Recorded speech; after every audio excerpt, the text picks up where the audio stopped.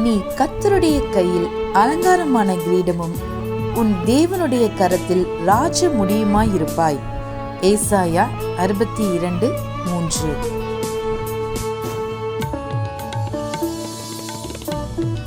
Thou shalt also be a crown of glory in the hand of the Lord, and a royal diadem in the hand of thy God. Isaiah 62:3. ஆண்டவரும் இரட்சகருமாகிய இயேசு கிறிஸ்துவின் நாமத்தினாலே இந்த கால வேளையில் God Goes His Ministries-இன் YouTube channel வாயிலாக உங்களை சந்திப்பதில் பெரும் மகிழ்ச்சி அடைகிறேன். இந்த 9வது மாதத்திலே தேவ செய்தியை கேட்கிற ஒவ்வொரு தேவ பிள்ளையையும் கர்த்தர் மேன்மேலும் ஆசீர்வதிப்பாராக. அவருடைய கண்கள் நம்மேல் நோக்கமாயிருக்கிறது. அவர் நம்மோடு பண்ணின சகல வாக்குத்தத்தங்களையும் உடன்படிக்கைகளையும் நிறைவேற்ற உண்மையுள்ளவராயிருக்கிறார். அதை அப்படியே விசுவாசிப்போம். இந்த மாதத்திலே தேவனாகிய கர்த்தர் தம்முடைய வார்த்தையை நமக்கு நிறைவேற்றி அவருடைய மகிமையை நம்மேல் காண பண்ணுவார்.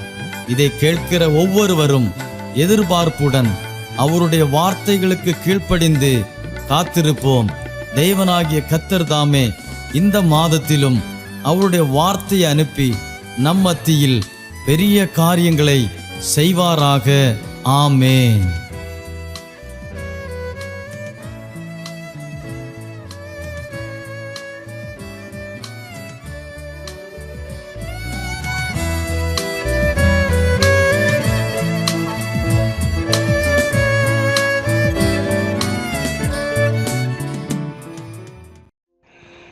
ദൈവത്തിൻ്റെ അതിപരിശുദ്ധമായ നാമം വാഴ്ത്തപ്പെടുമാറാകട്ടെ. ഈ പ്രഭാതത്തിൽ നമുക്ക് ഒരുമിച്ച് ദൈവസന്നിധിയിൽ ദൈവത്തോടു കൂടെ ആയിരിക്കാൻ ദൈവം കൃപ നൽകിയത് ഓർത്ത് ഞാൻ ദൈവത്തെ സ്തുതിക്കുകയാണ്. ഈ ഒരു പ്രഭാതം ദൈവത്തോടു കൂടെ ദൈവത്തെ ആരാധിച്ചുകൊണ്ട് ദൈവത്തെ മഹത്വപ്പെടുത്തിക്കൊണ്ട് അവൻ്റെ ശബ്ദം കേട്ടുകൊണ്ട് നമുക്ക് ജീവിതം ആരംഭിപ്പാൻ ദൈവം തരുന്ന ഭാഗ്യത്തിനായി ഞാൻ ദൈവത്തെ സ്തുതിക്കുന്നു. അതിനുവേണ്ടി നമുക്ക് ഈ പ്ലാറ്റ്ഫോം ഒരുക്കി തന്നിരിക്കുന്ന ഗോഡ് ഹൂസ് ഈസ് മിനിസ്ട്രിയെയും അതിന് നേതൃത്വം കൊടുക്കുന്ന തോമസ് സാറിനെയും ഓർത്ത് ഞാൻ ദൈവത്തെ സ്തുതിക്കുകയാണ്. അവർ ചെയ്യുന്ന എല്ലാ പ്രവൃത്തിയിലും ദൈവത്തിൻ്റെ നാമം മഹത്വമെടുക്കുവാൻ ഇടയായി തീരട്ടെ എന്ന് പ്രത്യേകാൽ പ്രാർത്ഥിക്കുന്നു. ദൈവം നമ്മെ എല്ലാവരെയും ധാരാളമായി മാനിച്ച് അനുഗ്രഹിപ്പാൻ ഇടയായി തീരട്ടെ. തിരുവചനം പറയുന്നു, നമ്മൾ ഈ ഭൂമിയിൽ വസിക്കുമ്പോൾ അനവധി കഷ്ടങ്ങളും പ്രയാസങ്ങളും കടന്ന് അതിലൂടെ സഹിച്ച് അതിനെ തരണം ചെയ്തു വേണം നമ്മൾ നിത്യതയിലേക്ക് പ്രവേശിപ്പാൻ. നമ്മളൊരു ആത്മീയ ജീവിതമാണ് നയിച്ചുകൊണ്ടിരിക്കുന്നത്. ആത്മീയ ജീവിതം എന്ന് പറഞ്ഞാൽ ആത്മനിറവോടെയുള്ള ജീവിതം, ദൈവത്തിൻ്റെ പരിശുദ്ധാത്മാവിനെ അനുസരിച്ച് നടക്കുന്ന ഒരു ജീവിതത്തെക്കുറിച്ചാണ് നമ്മൾ ചിന്തിക്കുന്നത്. ദൈവത്തിന് സ്തോത്രം. അങ്ങനെയുള്ള ജീവിതം നയിക്കുന്ന നമ്മുടെ ജീവിതത്തിൽ വലിയ കഷ്ടങ്ങളും പ്രയാസങ്ങളും ഉണ്ട് എന്ന് നമ്മൾ മറന്നു കളയരുത്. ഇന്ന് പ്രഭാതത്തിലെ ചിന്തയ്ക്കായിട്ട് റോമാലേഖനം 8-ാം അധ്യായം 18-ാമത്തെ വാക്യം ഞാൻ വായിപ്പാൻ താല്പര്യപ്പെടുകയാണ്.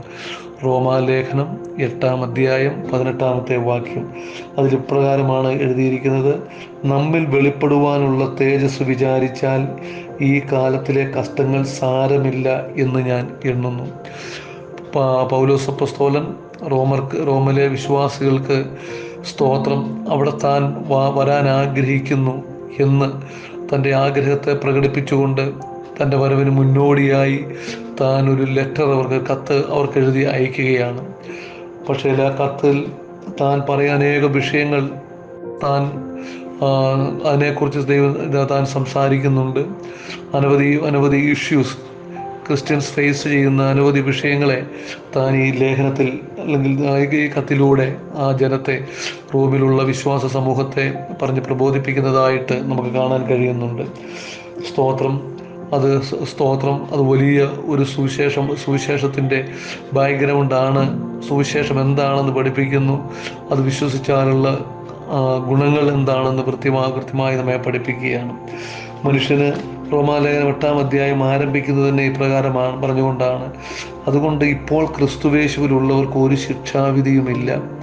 ജീവൻ്റെ ആത്മാവിൻ്റെ പ്രമാണം എനിക്ക് പാപത്തിൻ്റെയും മരണത്തിൻ്റെയും പ്രമാണത്തിൽ നിന്ന് ക്രിസ്തുവേശുവിൽ സ്വാതന്ത്ര്യം വരുത്തിയിരിക്കുന്നു. Price the Lord. താൻ പറയുകയാണ് എന്താണ്? അതുകൊണ്ട് ഇപ്പോൾ എനിക്ക് ക്രിസ്തുവേശുവിലുള്ളവർക്ക് ഒരു ശിക്ഷാവിധിയുമില്ല. താൻ ക്രിസ്തുവേശുവിൽ വിശ്വസിക്കുന്നു, താൻ ആശ്രയിക്കുന്നു, താൻ ക്രിസ്തുവിലാണ് വസിക്കുന്നത്. അതുകൊണ്ട് എൻ്റെ ജീവിതത്തിൽ എനിക്കിനി ഒരു ശിക്ഷാവിധി ഇല്ല എന്ന് ഉറച്ച് വിശ്വസിച്ചുകൊണ്ടാണ് പൗലോസ് അപ്പോസ്തലൻ ഈ ലേഖനം, ഈ അധ്യായത്തിൽ എഴുതിയിരിക്കുന്നത്. ഇവിടെ നമുക്ക് കാണാൻ കഴിയുന്നുണ്ട്, ജീവൻ്റെ ആത്മാവിൻ്റെ പ്രമാണം എനിക്ക് പാപത്തിൻ്റെയും മരണത്തിൻ്റെയും പ്രമാണത്തിൽ നിന്ന് ക്രിസ്തുയേശുവിൽ സ്വാതന്ത്ര്യം വരുത്തിയിരിക്കുകയാണ്. പാപത്തിൻ്റെയും മരണത്തിൻ്റെയും പ്രമാണത്തിൽ നിന്ന് എന്നെ സ്വതന്ത്രനാക്കി തീർത്തിരിക്കുന്നത് യേശു ക്രിസ്തുവിലുള്ള വിശ്വാസമാണ്. യേശു ക്രിസ്തു എൻ്റെ സാക്ഷ്യം. പിന്നെ പറയുന്നു, ജഡത്താലുള്ള ബലഹീനത നിമിത്തം ന്യായപ്രമാണത്തിന് കഴിയാഞ്ഞതിനെ സാധിപ്പിപ്പാൻ ദൈവം തൻ്റെ പുത്രനെ പാപജഡത്തിൻ്റെ സാദൃശ്യത്തിലും പാപനിമിത്തവും അയച്ചു. പാപത്തിന് ജഡത്തിൽ ശിക്ഷ വിധിച്ചു. ഈ ശിക്ഷാവിധിയാണ് പാപത്തിന് യേശു ക്രിസ്തുവിൻ്റെ ജഡത്തിൽ ശിക്ഷ വിധിച്ചത് കൊണ്ടാണ് ഈ പൗലോസ് അപ്പോസ്തലൻ പറയുന്നത്, എനിക്കിനി ഒരു ശിക്ഷാവിധിയില്ല. അതുകൊണ്ട് താൻ സംസാരിച്ച് താഴോട്ട് വരുമ്പോൾ പറയുന്ന ഭാഗമാണ് നമ്മൾ വായിച്ചു കേട്ടിരിക്കുന്നത്. അതുകൊണ്ട് നമ്മിൽ വെളിപ്പെടാനിരിക്കുന്ന തേജസ് വിചാരിച്ചാൽ ഈ കാലത്തിലെ കഷ്ടങ്ങൾ സാരമില്ല എന്ന് ഞാൻ എണ്ണുന്നു. താനിവിടെ പറയുന്ന വസ്തുത വളരെ ശ്രദ്ധിക്കേണ്ടതാണ്. താൻ പറയുകയാണ്, നമ്മിൽ വെളിപ്പെടാനിരിക്കുന്ന തേജസ് അത് വിചാരിച്ചാൽ ഈ കാലത്തിലെ കഷ്ടങ്ങൾ സാരമില്ല എന്ന് ഞാൻ എണ്ണുന്നു. ഞാൻ കൗണ്ട് ചെയ്യുകയാണ്, ഞാൻ മനസ്സിലാക്കുകയാണ്, ഞാൻ പഠിച്ചു മനസ്സിലാക്കി, എൻ്റെ ജീവിതത്തെ ഞാൻ അങ്ങനെ കരുതുകയാണ്. എന്താണ്? നമ്മിൽ യേശു ക്രിസ്തുവിൽ വിശ്വസിക്കുന്ന ഓരോരുത്തരിലും വെളിപ്പെടാനിരിക്കുന്ന തേജസ്സിനെ കുറിച്ച് ഓർത്തു കഴിഞ്ഞാൽ ഈ ലോകത്തിലെ കഷ്ടങ്ങൾ സാരമില്ല എന്ന് താൻ കണക്ക് കൂട്ടുന്നു, എണ്ണുന്നു എന്നാണ് നമുക്ക് ഈ വചനത്തിൽ നമുക്ക് മനസ്സിലാക്കാൻ കഴിയുന്നത്. എന്താ ഇവിടെ പറയുന്ന രണ്ട് പ്രധാന കാര്യമാണ് താൻ പറയുന്നത്. ഒന്ന് എന്താണ്? ഈ ഭൂമിയിൽ നമുക്ക് കഷ്ടങ്ങളുണ്ട്. സ്തോത്രം. ഈ കാലത്തിൽ നമ്മൾ ജീവിക്കുന്ന ഈ കാലത്തിൽ, ഈ ഭൂമിയിൽ നമ്മൾ ജീവിക്കുമ്പോൾ നമ്മുടെ ജീവിതത്തിന് കഷ്ടങ്ങളുണ്ട്. അനവധി കഷ്ടങ്ങളിലൂടെ വേണം നമ്മൾ ദൈവരാജ്യം അവകാശമാക്കുവാൻ. Price the Lord. അതിൻ്റെ കാരണം എന്താണ്? ഒന്നാമത് നമ്മൾ മനസ്സിലാക്കുക, പ്രൈസ് ദി ലോർഡ്, ഒരു ക്രിസ്തീയ വിശ്വാസി, ഒരു യേശു ക്രിസ്തുവിൻ്റെ ശിഷ്യൻ ഈ ഭൂമിയിൽ ജീവിക്കുന്നു എങ്കിലും അവൻ സ്വർഗത്തിൻ്റെ പ്രതിനിധിയായി, സ്വർഗത്തിൻ്റെ പൗരനായി, സ്വർഗീയ മനുഷ്യനായി, ആത്മനിറമുള്ളവനായി ഈ പിശാചിൻ്റെ ആധീനതയിൽ കിടക്കുന്ന ഈ ഭൂമിയിൽ അല്പകാലത്തേക്ക് വസിക്കുന്നവനാണ്. താൻ ഒരു പരദേശിയാണെന്നും തൻ്റെ ഇവിടുത്തെ യാത്ര ഒരു പ്രയാണകാലം അല്പകാലം മാത്രമേ ഉള്ളൂ എന്നും താൻ വിശ്വസിച്ചുകൊണ്ട് ജീവിക്കുന്ന വ്യക്തിയാണ്. Price the Lord. നമുക്കറിയാം, പ്രൈസ് ദി ലോർഡ്, സ്തോത്രം. നമ്മൾ ഹല്ലേലൂയ, എതിരായി നിൽക്കുന്ന ദുഷ്ടശക്തികൾ അതിശക്തമാണ്. അത് മനുഷ്യരിലൂടെയാണ് നമുക്കെതിരെ പ്രവർത്തിക്കുന്നത്. Price the Lord. അതുകൊണ്ട് ഈ പാപത്തിൽ കിടക്കുന്ന സകല മനുഷ്യരും നമുക്കെതിരാണ് എന്നുള്ള വസ്തുത പൗലോസ് അപ്പോസ്തലൻ മനസ്സിലാക്കിയിട്ടാണ് പറയുന്നത്, ഈ കാലത്തിലെ കഷ്ടങ്ങൾ സാരമില്ല. ഈ പ്രഖ്യാപിക്കുന്നത് എന്താണ്? ഈ ലോകത്തിൽ ഞാൻ വസിക്കുമ്പോൾ, ഈ ലോകത്തിൽ ഞാൻ ജീവിക്കുമ്പോൾ എനിക്ക് അനവധി കഷ്ടങ്ങളുണ്ട്. എനിക്ക് വലിയ കഷ്ടങ്ങളും പ്രയാസങ്ങളും ഈ ഭൂമിയിലുണ്ട്. എന്നാൽ ഞാനത് കാര്യമായിട്ട് എടുക്കുന്നില്ല എന്നാണ് താൻ ഇവിടെ പറയുന്നത്. Price the Lord. റോമാലയത്തിൽ നമുക്ക് കാണാൻ കഴിയുന്നുണ്ട്, കർത്താവ് ഈ ലോകത്തിൽ നമുക്ക് കഷ്ടമുണ്ടെങ്കിലും ധൈര്യപ്പെടുവിൻ, ഞാൻ ലോകത്തെ ജയിച്ചിരിക്കുന്നു എന്ന് പറഞ്ഞ കർത്താവിൻ്റെ ശിഷ്യന്മാരാണ് നമ്മൾ ഓരോരുത്തരും. എന്താ അവിടെ പറഞ്ഞിരിക്കുന്നത്? ഞാൻ ലോകത്തെ ജയിച്ചിരിക്കുന്നു. ഭൂമിയിൽ ലോകത്തിൽ നമുക്ക് കഷ്ടമുണ്ട്. യേശു പറയുകയാണ്, പ്രസ്താവിക്കുകയാണ്, ഈ ലോകത്തിൽ ജീവിക്കുന്ന യേശു ക്രിസ്തുവിൻ്റെ ശിഷ്യന്മാർക്ക് ഇവർക്ക് കഷ്ടമുണ്ട്. കാരണം ഈ ലോകം അവർക്ക് യോഗ്യമല്ല. ഈ ലോകത്തിൻ്റെ വ്യവസ്ഥിതി അവർക്ക് യോഗ്യമല്ല. അവർ പാർക്കുന്ന ഭൂമി മുഴുവനും പിശാചിൻ്റെ അധീനതയിൽ കിടക്കുന്നു.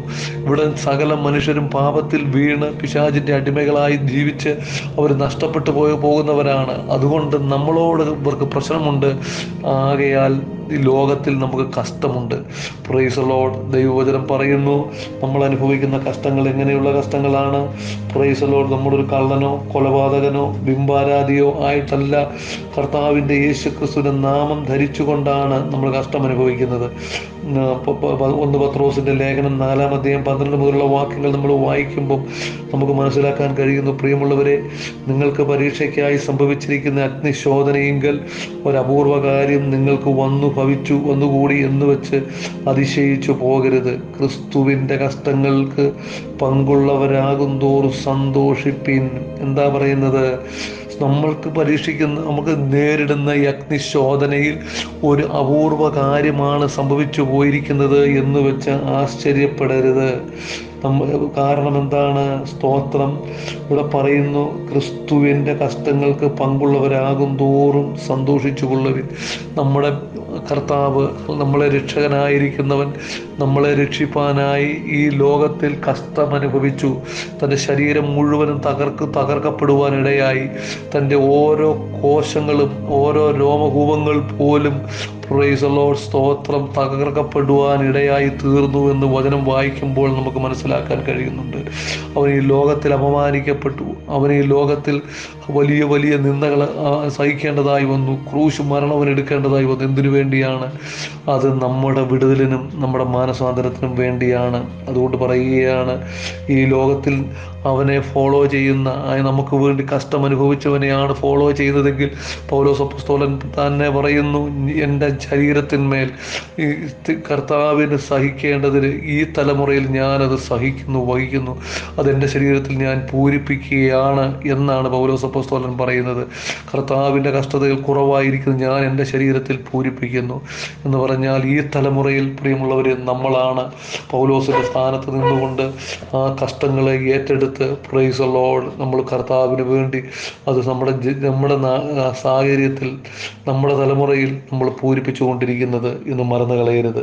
അതുകൊണ്ട് പറയുകയാണ്, അങ്ങനെ അവൻ്റെ തേജസ്സിൻ്റെ പ്രത്യക്ഷതയിൽ ഉല്ലസിച്ച് ആനന്ദിപ്പാൻ ഇടവരും. ക്രിസ്തുവിൻ്റെ നാമം ഹേതുവായി നിന്ന് സഹിക്കേണ്ടി വന്നാൽ നിങ്ങൾ ഭാഗ്യവാന്മാർ. മഹത്വത്തിൻ്റെ ആത്മാവായ ദൈവാത്മാവ് നിങ്ങളുടെ മേൽ ആവസിക്കുന്നുവല്ലോ. എന്താ പറഞ്ഞിരിക്കുന്നത്? ക്രിസ്തുവിൻ്റെ നാമം ഹേതുവായി നിങ്ങൾ നിന്ന് സഹിക്കേണ്ടി വന്നാൽ നിങ്ങൾ ഭാഗ്യവാന്മാർ. മഹത്വത്തിൻ്റെ ആത്മാവായ ദൈവാത്മാവ് നിങ്ങളിൽ വസിക്കുന്നുവല്ലോ. നിങ്ങളിൽ ആരും കൊലപാതകനോ കള്ളനോ ദുഷ്പ്രവൃത്തിക്കാരനോ ആയിട്ടല്ല കഷ്ടം സഹിക്കേണ്ടത്.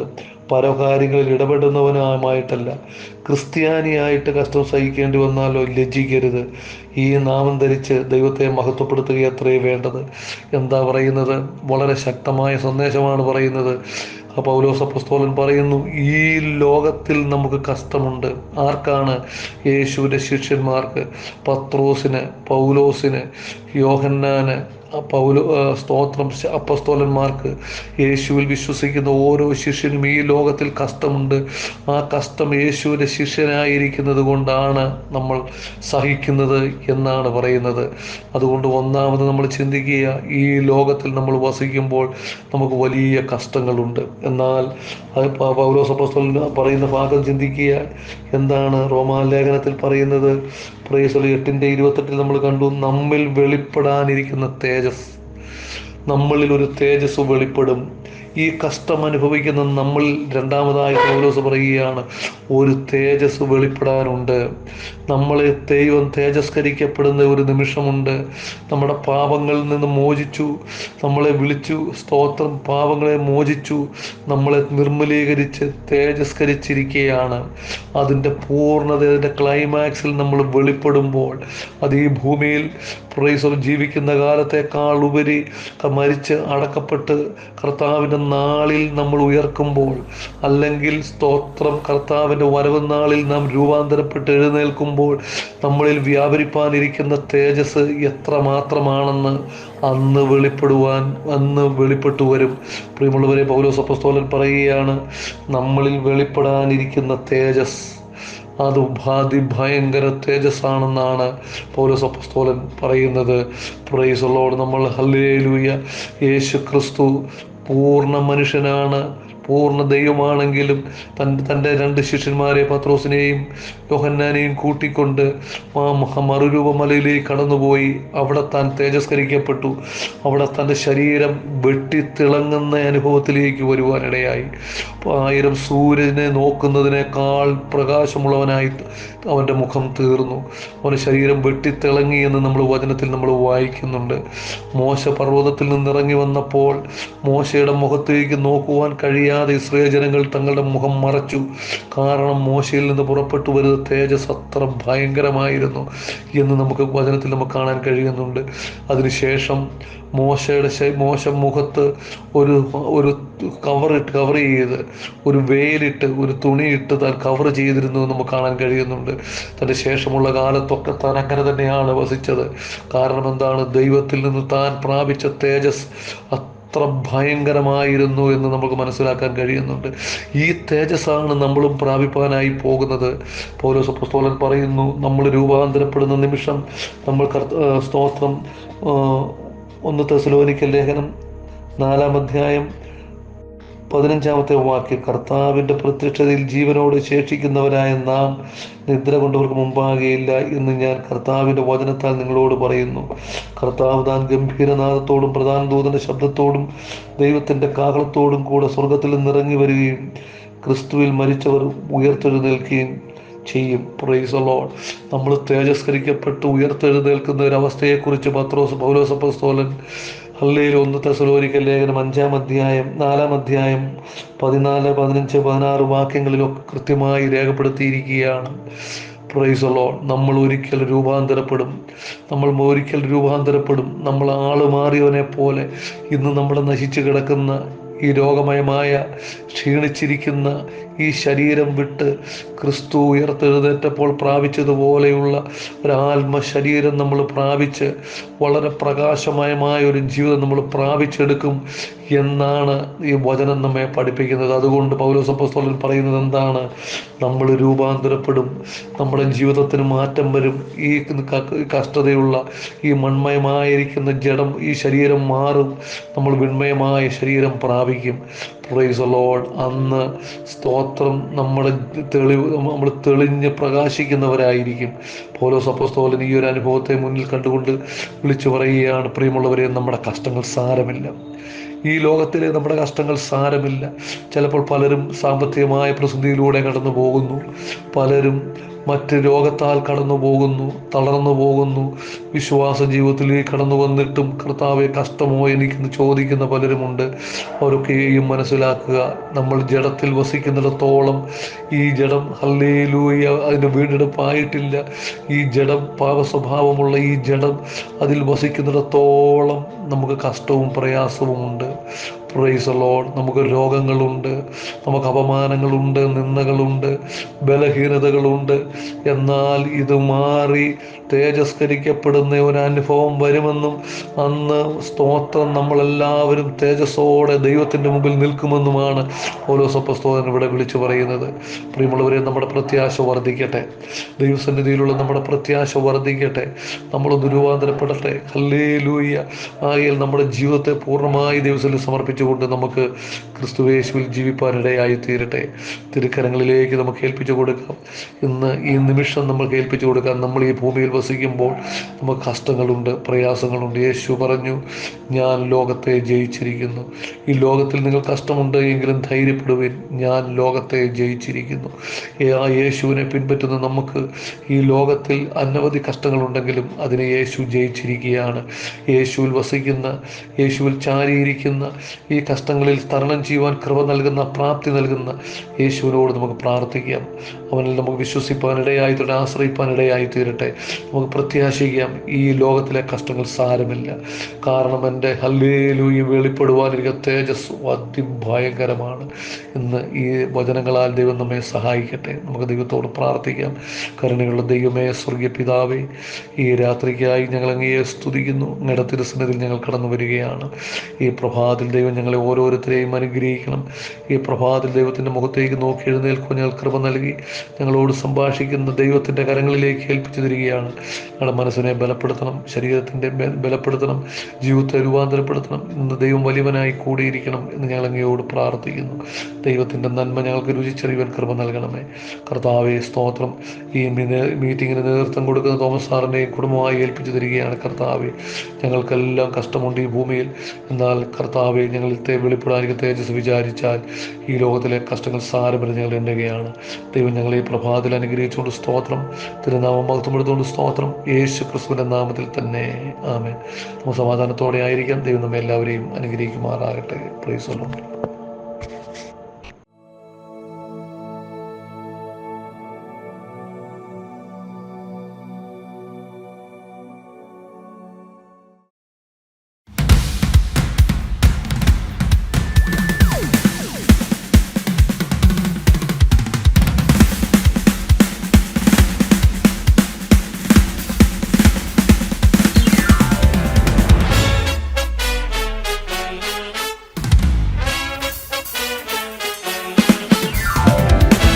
together sing amen and receive all the blessings. Ready? ஆதியும் அந்தமும் ஆல்பா ஒமேகாவும், ஆதியும் அந்தமும் ஆல்பா ஒமேகாவும், பரலோகில் அவர் நாமம் ஆமென், என் பரிகாரியானாரே ஆமென். பரலோகில் அவர் நாமம் ஆமென், என் பரிகாரியானாரே ஆமென்.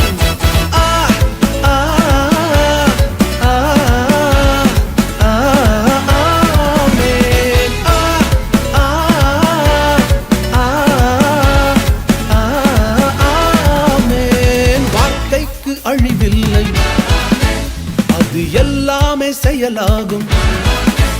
அவர் வார்த்தைக்கு அழிவில்லை, அது எல்லாமே செயலாகும். அவர் உங்களுக்கு சொன்ன எல்லா வார்த்தைகளும் செயல்பாட்டுக்கு வரப்போகிறது. எஸ்,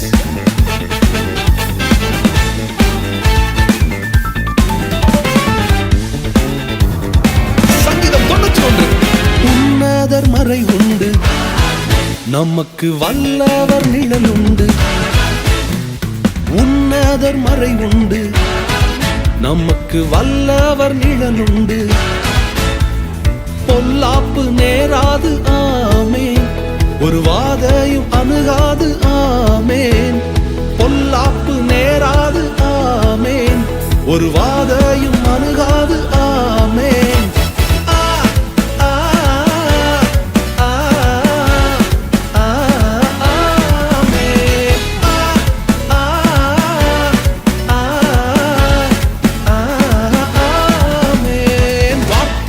அழிவில்லை, அது எல்லாமே செயலாகும். ஓ, வார்த்தைக்கு அழிவில்லை, அது எல்லாமே செயலாகும். ஏசாயா 53. பாடுகள் ஏற்றாரே, நம் துக்கங்கள் சுமந்தாரே. பாடுகள் ஏற்றாரே, நம் துக்கங்கள் சுமந்தாரே. தழும்பாலே குணமானோம் ஆமென், பலவீனம் நமக்கில்லை ஆமென். அவர் தழும்பாலே குணமானோம் ஆமென், இனி பலவீனம் நமக்கில்லை ஆமென்.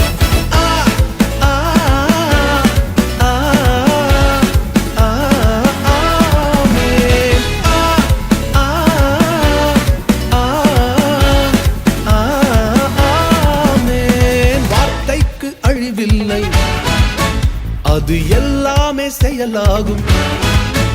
அவர் வார்த்தைக்கு அழிவில்லை ஆமென், அது எல்லாமே செயலாகும்.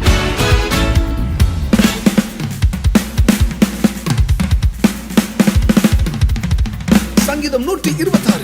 சிறையிருப்பை திருப்புவார், நம்மை நகைப்பாலே நிரப்புவார். ஓ, சிறையிருப்பை திருப்பினார், நம்மை நகைப்பாலே நிரப்பினார். கண்ணீரோடு விதைத்தோமே ஆமென், இனி கம்பீரத்தோடு அறுப்போமே ஆமென். கண்ணீரோடு விதைத்தோமே ஆமென், இனி கம்பீரத்தோடு அறுப்போமே ஆமென்.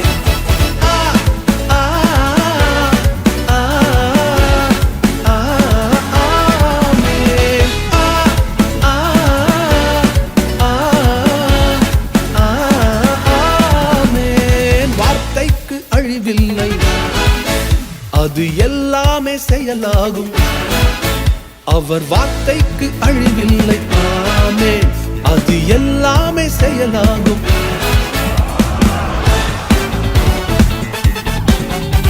We are a new creation in Christ Jesus. நமக்கு மரபியல் வியாதி இல்லை. We do not have any genetic disorders or sickness. Our DNA has changed. மரபியல் வியாதி இல்லை, நம் மரபணுக்கள் மாறிற்றே. மரபியல் வியாதி இல்லை, நம் DNA மாறிற்றே. சிலுவையில் பிறந்தோமே ஆமென், ஒன்றும் நிலுவையில் இல்லையே ஆமென். சிலுவையில் பிறந்தோமே ஆமென், ஒன்றும் நிலுவையில் இல்லையே